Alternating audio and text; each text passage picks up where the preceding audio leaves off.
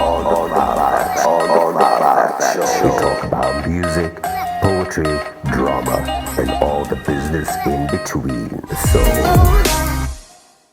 Okay, welcome everybody to the 5X Show, where we keep it short, sweet, and factual. Today is a very interesting conversation. I'm speaking to Karen. I won't give away too much. She will put it on the fire. But I'm very honored and privileged. We're here at the Olivenes, lovely view for you guys, and we're gonna get straight into it. Welcome, Karen. Thank you, Angelo. So I'm gonna start with the basic question. Tell us, who is Karen? Oh my goodness, it's a long story, so I'll keep it short. Basically, I ran Gallery MoMA in Johannesburg for almost 10 years. And I was really privileged because up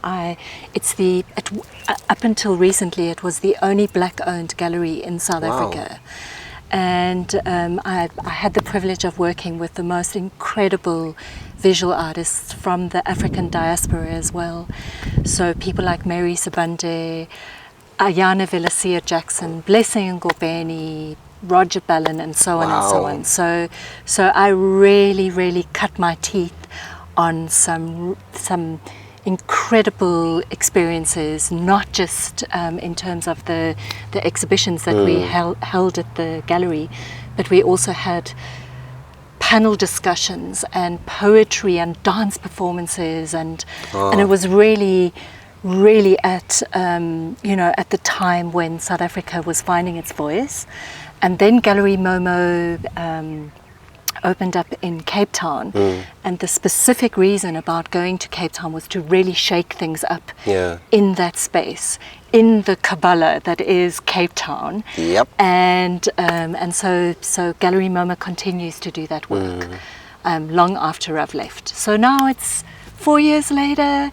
My partner got asked to start the PhD by Design program at the architecture school at the university, and I must say both of us were like, do we want to, can we handle Joburg anymore? No. Should we go for a quieter life? Yes. And that's how we ended up in Bloemfontein. Sure. Okay. And then I took a sabbatical for a year, and I just observed. I just watched. I went to the Free State Festival.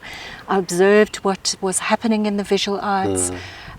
Came to lots of opening in all the different spaces.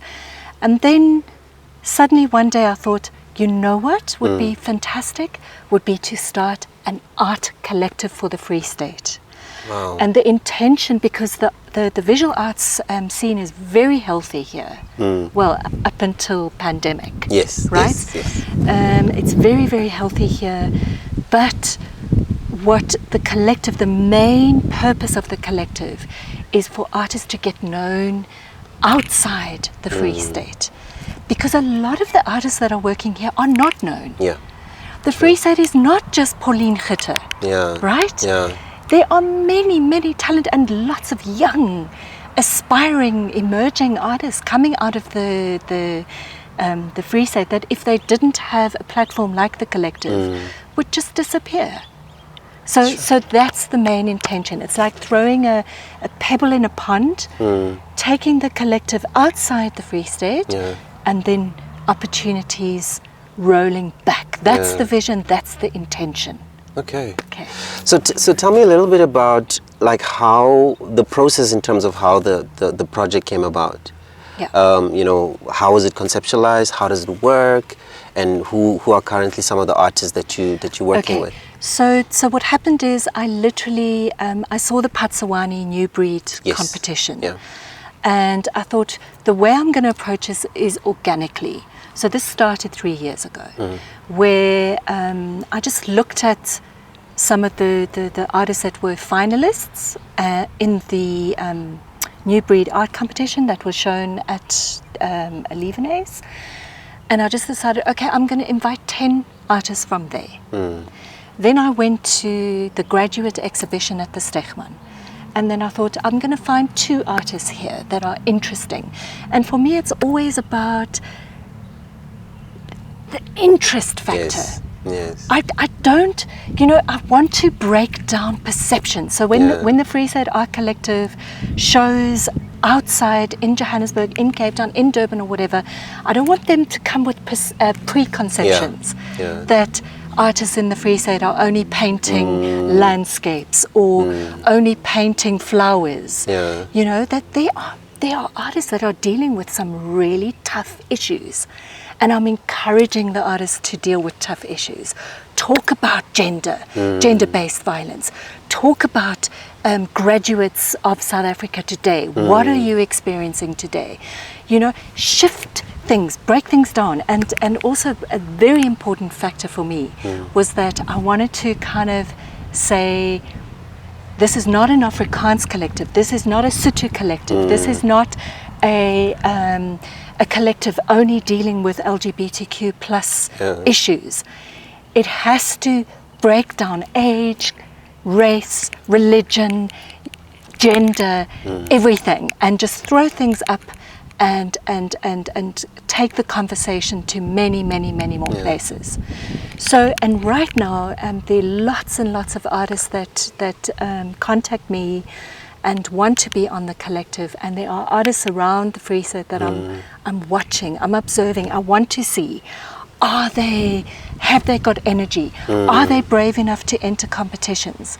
So it's important for me that they are entering the New Breed competition, because that shows me that they've got a little bit of chutzpah and a little bit of metal, that they're not just learning at CUT or learning at Mateo or learning at the university. They want to go further. They want to develop themselves further. Wow. Yeah.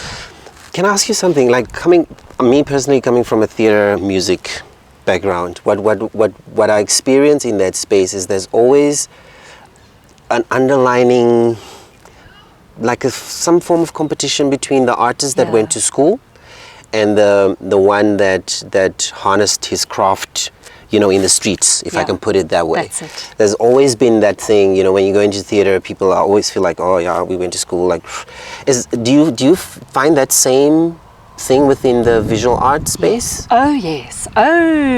The fine arts definitely has a sense that it is elevated beyond, and if you have a university degree, that you are better or more important. And in a sense, you have gone through conceptual training, and in a sense, you paid a lot of money to get that conceptual training. And in a sense, your art making does come with a lot of gravitas in your thinking prior to you making that artwork, compared to somebody who's more skills-based from the Central University of Technology. And I'm not interested in that. Okay. I just think that there are interesting people working across the board. There's one artist on the collective, Bongani Shabalala, who he's studying engineering at CUT. Wow. But he just has the most incredible way of capturing portraits of people in the Bloemfontein area. And for me, that's interesting. So he's not studying art, but that's okay. His portraits are interesting enough. And if you look at Blessing Ngobeni's story, I mean, he ran away from home, he ended up in jail, he learned his skill, he taught himself how to paint in prison. And then came out on good behavior and is now one of our most prolific artists in the country. He doesn't have an education. So, I think these things, if you open up the space, more interesting things can happen if you just keep it closed within a very small circle. You need to shake things up like an Indian curry. Throw lots of spices in and something beautiful will happen at the end of that. Okay, so I want to delve a little bit deeper in terms of your personal experience. Being an outsider, being in Joburg, having been in Joburg, a little bit in Cape Town, coming to Bloem. What has your personal experience been as a creative? Thank you for asking that. I've got a lot to say on this, but I'll try and keep it short. Okay. Yes. I, coming in as the outsider, you know, there are so many dynamics that are inherent and that are in place, divisions that are, you know, that have been here for so long, that haven't shifted, that need to shift. And it's young people like you that are coming in and saying, right, let's see, what can we do? Yeah. What can we do to shift this, the perspectives and the old school in Bloemfontein, which I find very, very exciting. But on the whole, the divisions are in place, and artists, for me, tend to hide. Yeah. And there tend to be all these little groups, and it's no different in Joburg. Obviously, you know, like minds hang out with like minds. Yeah. That's, you know, it's perfectly how humans do tend to be, but it's more, for me, it's more extreme here. So the question for me always is, how can we break this down? And the festival, for example, is taking LGBTQ plus conversations and really pushing them and exploring them and being quite experimental. And one thing about being on the fringes out here in the middle of nowhere in the Free State is that we can be actually more experimental than you would be able to be in the established areas in the larger cities. Yeah. So that's something to remember. We can actually push much more experimental work here. But it just needs people with energy like us to just shift it. Yeah. Yeah. So, for example, well, it's now 2019 when Mary Subanda and Lawrence Lemoana came here to give a workshop. And I went to the art schools and I said to them, we want to do a workshop in Bloemfontein. Mary and Lawrence will come, but I want to do it in a place that is not within the art schools. Yeah. That is a territory that nobody owns. Yeah. So we did it in the Louis building. And a few people said to me, nobody is going to come. And my question to them was, who is this nobody? Because on the day that it happened, that building was packed. Wow. Packed. And everybody was surrounding Mary and Lawrence, especially Mary. Yeah. Wanting her autograph. What, you know, they were so excited that somebody that they can relate to and that is an aspirational figurehead for them as visual arts, was in the town and they could learn from them. Anyway, I'm detracting. So, yes, Bloemfontein, we've got work to do. We need, one thing that Bloemfontein really, really needs, and the answer is a space where like-minded people can come and hang out, can learn from each other, can have like an artist place for poets, for musicians, for visual artists, where we can all hang out together. So that is one big dream that I have for Bloemfontein. And I do believe it'll work, and I do believe people will come. So that's the next stage of where we all need to move towards. Away from the established places and creating a new ground where all creatives can hang out and create a buzz so that people from Johannesburg and Cape Town hear about the buzz and think, oh, let's just stop off in Bloem for one night and go and check this out instead of just driving past on the N1. And who better to do this than creative people, right? Yeah. Yeah. Thank you so much, Karen. But last but not least, what would your, we're in a pandemic and everybody is either demotivated, people complain about money, excess, all those kind of things, which have been challenges prior to COVID as well. But what would your message be, to our artists within Bloem and also beyond the Bloemfontein borders, obviously? Yeah. Look, I mean, I think mental health has been one of the biggest problems and continues to be one of the biggest problems that creatives face. And I'm by no means a guru and I don't have the answers, but honestly, we've got to carry on. We have to carry on, and we've got to get out of this mindset that the government's going to come with the money. The government doesn't have money. right? Or this mindset that I need to work and my work needs to be in 11 haze and that's the end of the road. It's not the end of the road. The world is bigger, the world is greater, especially the young, gifted and black creatives out there. You must open up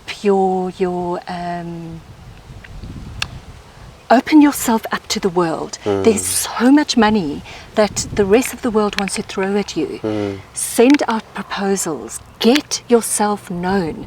Look at someone like TK. TK, I'm telling you, he works so damn hard. Yep. He's constantly sending proposals in, sending his ideas, finding the money. And guess what? The money's coming in. Yeah. Why? Because he's doing the work. So get off your, get going. Get the energy moving. Believe that don't make yourself smaller because you come from the Free State. We need to get out of this thinking. Start handing proposals in. Start accessing the money and bring the money back to the Free State and then get your projects going. Awesome. It's the only way. And collaborate. Yep. Collaborate. Let's work together. We're not in competition. Yeah. Let's get out of that mindset as well. That we're not competing, we want the same things. And I really believe that if creatives come together, work together, you can all benefit from that. We've just got to shift thinking. Sure. Yeah, that's my main message. Well, Karen, thank you so much for joining pleasure. me. And if you want to get a hold of Karen, we'll add all the information about the Art Collective, what's happening in Bloom, what she's all about. And if you just want to chat to her, we'll also link you up. But thank you so much. Please make contact. I'm always open. There are many people that I'm mentoring, not just people in the Free State Art Collective, but people that WhatsApp me and say, what do I think of this? Can you read that or whatever? That's what it's about. It's about generosity. Yep. Right? Yeah. Definitely. Thank you so much once Pleasure. again. Okay. Signing out.